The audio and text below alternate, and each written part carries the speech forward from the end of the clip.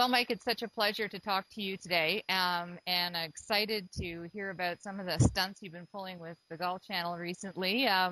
First of all, thank you for being here, and how are you liking the big break so far?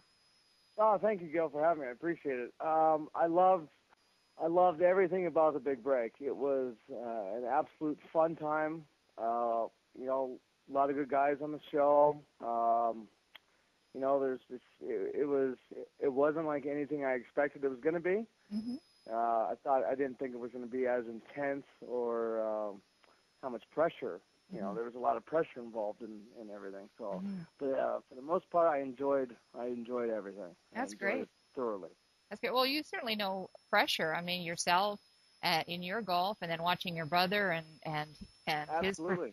so you know what pressure is. And we watch so often and hear from people who are sitting back on the couch and saying, how did he miss that shot? Or, I can do better than that. And then you're Yeah. finally there, and how different is it?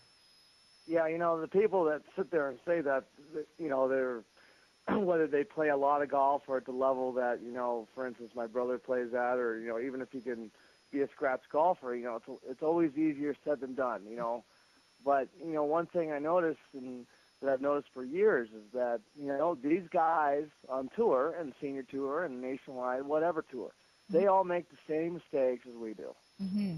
It's they all make the same mistakes. Everyone's going to miss a 3-footer. Everyone's going to hit a lousy shot that they know they can get up and down every time. I mean, it's just the way golf is. Mm-hmm. Yeah. And it's always easier said than done. Did you So, watch the previous big breaks, Michigan or yeah, Mesquite or anything? I watched Mesquite because I had a couple buddies on there. Brian Contakt's a good friend of mine, Oh, yeah. and then I watched Prince Edward Island.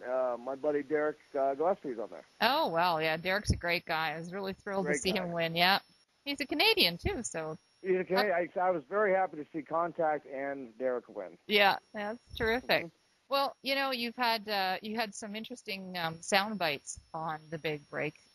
One of them was a comment about Andrew. You said that he'd talk to a door if it had ears. I thought that was pretty Yeah, fun. he would. He could talk an ear off a wooden jackass. I mean, he's a talker, and he talks about a lot of things that people don't really care about. Hmm. I noticed he did a lot of talking that was, just to say something. It was a lot of us didn't agree with what he was saying for the most part because Hmm. he just wanted to talk, and he's on the show just to try and make his rep a little bit better. And Hmm. I didn't even know Andrew Giuliani before I got on the show. I've never heard of him. I didn't know Giuliani had a kid, and I didn't know he even played golf. Hmm. And at first, it was, I thought, all right, this guy is something else. Yeah, he just, I don't know, he just doesn't know when to keep his mouth shut. Well, the thing is, though, it adds to the drama of the show, and Oh, already absolutely, there's so much, absolutely. yeah, tension going on. It looks like Blake and he are going to get into it next week, so it makes it just more fun. Yep. Yeah, Yeah, I think it makes it great. I yeah. love it because other than that, I mean, it would, we're trying to make it as fun as we possibly could out there. So, it's if we need a character like him on it, that's fine. Yeah, no, we've had them on every big break, so we always have to have Yeah. one. Yeah. Well, let's talk about some of the stuff that you've done outside of the big break, but with the Golf Channel. That video of you racing against that race car, the stock car. Yeah. Yeah, Yeah. tell me about how that all came to be, and then, tell me what that day was like and what really happened. Well, here's what happened. We started filming in the morning at about, I want to say 10:30. Hmm. And basically what the stunt was a race between my ball and then him. It was a 300-yard race between my ball and the car.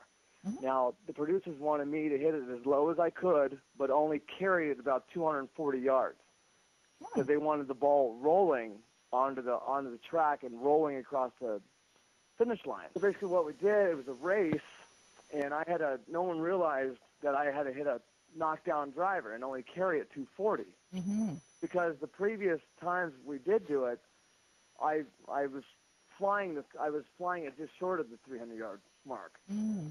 So there was no chance for the car, and I was hitting it too high because they wanted to get the ball and the car coming down in the same shot. Oh.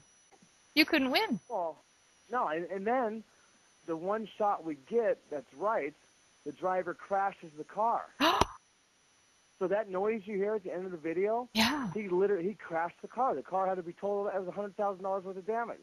Oh, my goodness. Yeah, so meanwhile, I'm on YouTube doing this, and I beat the guy 9 out of 10 times before, and I look like a chump. And everyone's saying that, oh, you got to get someone longer. I mean, my average drive when I was on Nationwide, I was third in driving distance. I averaged 3 to 11 or something. I knew something was up because watching you swing that club, you didn't put any of your body into it. It looked way too easy. And so there's no way you were, bombing it anywhere. So I thought there was something funny about it, but they didn't say anything. See, that's the thing that pisses me off, too. When I was doing, talking about it, I mentioned that I was going to be knocking it down. I was only going to be flying at 240 to 50 yards and then rolling out so they'd race. The ball would race. Yeah. But they never put it in the video. Oh, jeez. In the meantime, it's gotten 7,000 hits, Oh, and everyone's bad-mouthing me on the blog. So I called Golf Channel up. I said, take that thing off, please. I don't blame you. Yeah, I mean, it's embarrassing. And everyone's bad-mouthing me, but when these guys don't even know what the hell the play was. I hit a knockdown drop. I did exactly what I was supposed to, but I just mishit it, too. And, I noticed on the video it takes a bad bounce. It almost, slows down. Mm-hmm. So we only had one shot of me, one good camera angle of the ball and the car in the same picture. He crashed. Oh, jeez. First try. Well, I hope he didn't hurt himself at all, did he? He was okay, No, right? he was all right, and he was a little, shaken out by it all. And because what happened was we got done with lunch, and I hit a couple warm-up shots, but he didn't. I guess according to him, he didn't warm up the tires. Oh. So he was really getting, he was getting egged on by the guys in the lunchroom that worked at the racetrack. You're going to let a golf ball beat you? Mm-hmm. And then, because I was beating him all the time. Oh. And so, I beat him every time. So that's it. The only time I didn't beat him was the one that they showed. Oh, so frustrating. It'd be nice now that that's out. Then they show all of the times that you beat them, and so that they can call them outtakes and bloopers or whatever. But it needs to be shown. You beat him 9 out of 10 times. Yeah, it was just disappointing because, I look like a chump. Yeah. Oh. And then everyone's like, get Tiger Woods or get someone else. But what I was disappointed with the Golf Channel was because they didn't put in me saying that this is what I'm going to be doing. Yeah. I was a little disappointed. Flying all the way to Florida from Scottsdale in 2 days and doing all that, and Well, I bet it was fun doing it. Oh, it was awesome. Don't get me wrong. The experience was great. It was a lot of fun doing it, and then, I was told I was going to be able to drive the car after, but obviously I couldn't because everybody's morale went down as soon as the car crashed, so we stopped filming right after that. Oh, yeah, We still had 3 hours of filming left to do. Wow. Well, I'm glad you cleared the air on that one because I knew there was something weird. But thanks. So we'll definitely push out this message as much as we can so that other people know. Yeah. Thank you, Gail. Yeah. Well, I knew when I saw you even swing, I went, well, he didn't try very hard. So I knew there was something. Well, and I missed it on top of it, so I didn't even catch it that solid. But. Yeah. Well, Mike, this has been terrific. Is there anything you want to close with before we end this off? I'd love to talk to you again sometime over the series if you're free. Yeah, you can call me every week if you want. Say, there was a great group of guys, and it was a fun experience. And then, if they asked me to do it again, I would in a heartbeat. And I met some really good friends. And some friends I still keep in touch with, like Vince, the Finau brothers, and Blake, and Kevin Erdman, and K-Max. I really enjoyed them, and Andreas a lot. Mm-hmm. And I enjoyed everybody, really, except for Giuliani. Yeah. I think there's a few people who will say that, but... I enjoyed everybody except for Giuliani.